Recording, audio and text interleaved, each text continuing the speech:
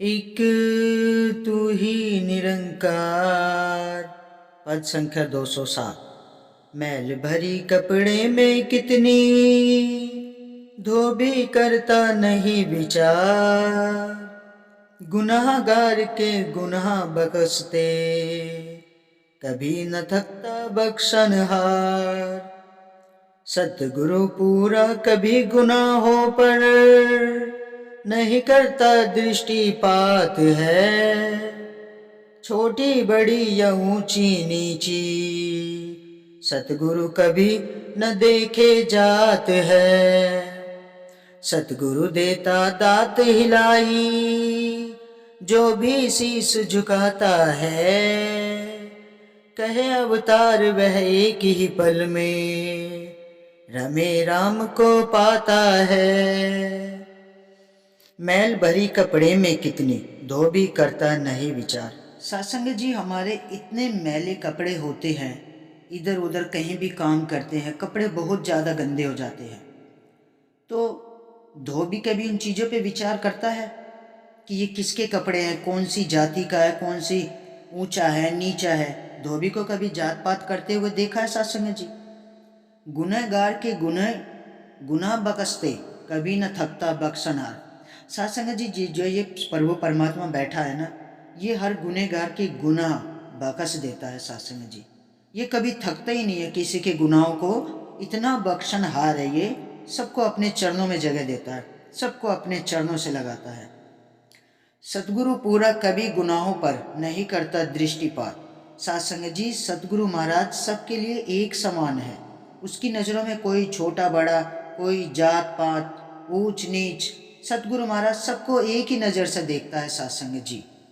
सत्संग जी, अगर हम मन में जाति पाति बिठाते हैं, ऊंच नीच की दीवारें खड़ी करते हैं, तब भी वह भक्ति नहीं कर रहा है। उसके अंदर भक्ति का भाव नहीं है। क्योंकि भक्ति तभी पूर्ण हो सकती है जब मानव मानव बनता है, और यह जब जानता है कि कोई श्रेष्ठ नहीं है, दूसरा कोई नीचा नहीं है। मेरी जाति ऊंची नहीं है, दूसरे की जाति नीची नहीं है। कौन सी जातियां हमने बना रखी है सत्संग जी? अगर जातियों को हमने मानना ही होता तो भगवान श्री राम जी उस वक्त के कर्मकांडी लोगों के कर्मकांड पर मोहर लगा देनी चाहिए थी। भिल्ली को ठुकराया गया था, उसकी हंसी उड़ाई गई थी, वह श्री राम जी को मान लेना चाहिए था, लेकिन ऐसा हुआ नहीं। उन्होंने उसी भिल्ली को सम्मान दिया, सत्कार दिया। ऐसी भक्ति के ऊपर कौन पूरा उतर सकता है कोई सत्संग जी? जाति वर्ण से ऊपर उठकर जो केवल मानव बनकर रहता है, वह भावना हृदय में बिठा लेता है कि मेरे तन में प्रभु ने कोई 10-20 और तत्व नहीं लगा दिए हैं, दूसरे के शरीर में कोई कम नहीं लगा दिए हैं। ये 5 तत्वों के पुतले ही हैं। सभी को चलाने वाली चेतन सत्ता भी एक ही है। फिर इंसान कहाँ पर ऊंचा है, कहाँ पर नीचा है? प्रेमी भक्त किसी को किसी घराने में जन्म लेने से ही ऊंचा नीचा नहीं मानता है। जिसके हृदय में दास भावना है, वही ऊंची कुल वाला है, वह महान और पूजनीय है। सत्संग जी, पंडित भी वही महान है जो 2.5 अक्षर प्रेम का पढ़ चुका है। पंडित भी जो 2.5 अक्षर प्रेम का पढ़ चुका है, वास्तव में वही वेदों शास्त्रों का प्रेमी माना जाएगा, जो प्रेम भावना को मन में बसा लेता है। अगर जीवन में दया भावना नहीं है, प्रेम की भावना नहीं है, तो हे इंसान, तो फिर वास्तविक भक्ति नहीं कर रहा है, तू एक दिखावे की भक्ति कर रहा है। अगर वास्तविक भक्त कहलाना चाहता है ना, अगर भक्तों की श्रेणी में आना चाहता है, तो यह प्रेम वाली भावना, एक समदृष्टि वाली भावना, एक विशालता वाली भावना तुझे अपनानी होगी। यह कैसे संभव है सत्संग जी?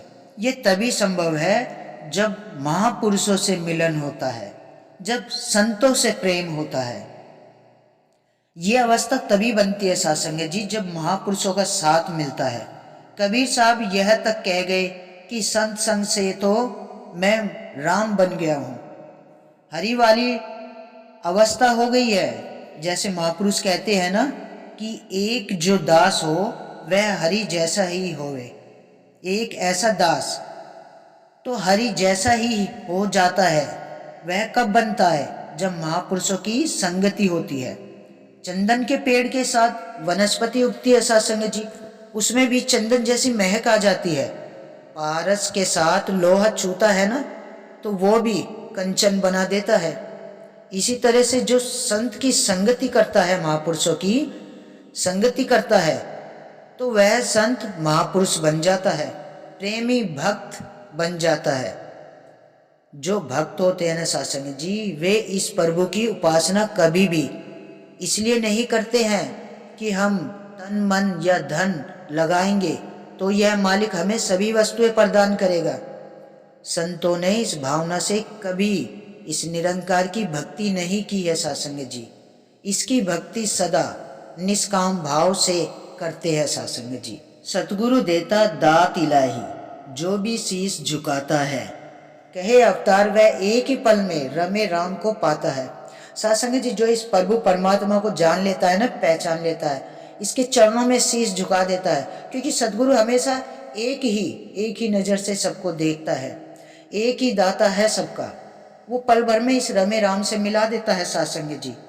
तो सत्संग जी आओ मिलके ऐसे सतगुरु महाराज के चरणों में नतमस्तक हो जाते हैं और असीम विस्तार की ओर सतगुरु माता सुदीक्षा सविंदर हरदेव जी महाराज के चरणों में शीश झुका के, उनकी उंगली थाम के, उनके चरणों से जुड़ के इस असीम विस्तार की ओर बढ़ते चले जाएंगे। सत्संग जी, बढ़ते चले जाना है। सत्संग जी, बड़े प्यार और सत्कार से कहना, धन निरंकार जी।